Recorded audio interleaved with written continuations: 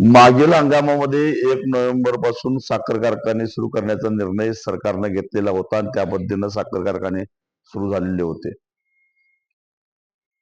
त्यावेळी स्वाभिमानी शेतकरी संघटनेनं ऊस दरासाठी 8-10 दिवस आंदोलन केलं आणि केवळ संघटनेच्या आंदोलनामुळे सीझन लांबला, शेतकऱ्यांचा ऊस वाळला, शेतकऱ्यांना त्रास झाला असा आरोप शेतकऱ्यांच्यावर केला गेला. वास्तविक पाहता यावर्षी 15 नोव्हेंबर पासून साखर कारखाने सुरू करा असं सरकारनं सांगून सुद्धा आता जेमतेम 30 ते 40 साखर कारखाने सुरू आहेत. आणि याचं एकमेव कारण यावर्षी झालेल्या विधानसभेच्या निवडणुका आणि त्या निवडणुकीमध्ये साखर कारखान्याच्या चेअरमन किंवा प्रमुखांनी सहभाग घेणं आणि त्यांच्या प्रचारासाठी म्हणून साखर कारखान्याची सारी यंत्रणा, कामगार, वाहनधारक सगळेच लावले आणि म्हणून साखर कारखाने सुरू झाले नाहीत. मग आता शेतकऱ्यांचं नुकसान होत नाही का? आता ऊस उशिरा तुटत नाही का? या प्रश्नाचं उत्तर खरं तर साखर कारखान्यांनी दिलं पाहिजे. नेहमी आमच्यावर आरोप होतो की आम्ही ऊस परिषद लवकर घेत नाही. यावर्षी 25 ऑक्टोबरला ऊस परिषद घेऊन आम्ही आमची मागणी नोंदवलेली आहे. गेल्या वर्षी तुटलेल्या ऊसाला अजून 200 रुपये दिले पाहिजेत, कारण वर्षभर साखरेचे भाव स्थिर राहिले.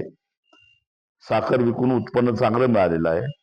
बगॅस आणि मोलॅसिस प्रति टनी जवळपास 1000 रुपयांना भाव जास्त मिळालेला आहे आणि याचा परिणाम म्हणून 200 रुपये दिले पाहिजेत अशी आमची भूमिका आहे. या वर्षीच्या ऊस हंगामामध्ये शेतकरी संघटनांची मागणी एकच आहे.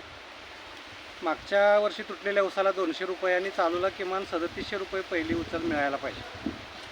आता यासाठी गेले 1 महिना शेतकऱ्यांचा आम्ही तालुक्यामध्ये प्रबोधन केलेलं आहे आणि शेतकऱ्यांना आम्ही बांधावरचा लढा ही चळवळ केलेली आहे. आणि यामध्ये एवढाच फक्त विषय आहे की शेतकऱ्यांनी जोपर्यंत परवडणारा दर मिळत नाही किंवा कारखाने परवडणारा दर जाहीर करत नाही तोपर्यंत कोणी ऊसाच्या तोडी घेऊ नये, अशा पद्धतीचा हा बांधावरचा लढा आहे. आणि गेल्या 4 दिवसामध्ये हा लढा यशस्वी झालेला आहे. आतापर्यंत तालुक्यामध्ये उत्स्फूर्तपणे शेतकऱ्यांनी तोडी नाकारलेले आहेत. आता कारखान्याचे बगलबच्चे अधिकारी किंवा कर्मचारी किंवा वाहतूकदार यांच्यामार्फत त्यांच्या स्वतःचा ऊस तोडून कारखाना काहीतरी करतोय अशा पद्धतीनं हे दाखवण्याचा प्रकार आहे.